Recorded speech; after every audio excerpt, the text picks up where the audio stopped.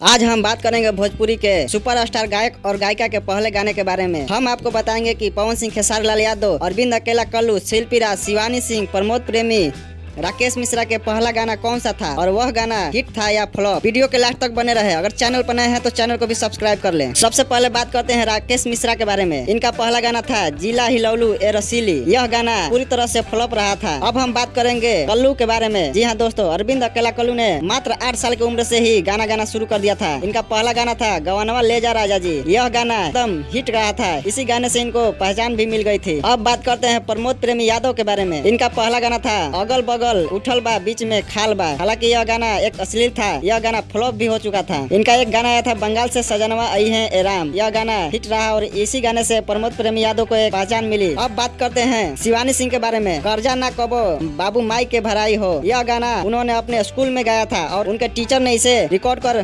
Facebook पर डाल दिया था और यह गाना वायरल भी हो गया था। प्रमोद प्रेमी यादव के साथ इनका एक गाना था साठ के टिकुलिया। इसी गाने से इनको भोजपुरी जगत में अलग पहचान मिली और आज ये भोजपुरी में हर मुकाम हासिल कर रही है, जिसकी इनकी चाहत है। आज बड़े बड़े गायक के साथ इनका गाना आ रहा है। अब बात करते हैं शिल्पी राज के बारे में। इनका पहला गाना आया था गाली मिस देलेबा। यह गाना अमरेंद्र अलबेला के साथ आया था। यह गाना आपको यूट्यूब पर देखने को नहीं मिला गया क्योंकि यह गाना एक अश्लील था जिसे डिलीट कर दिया गया है।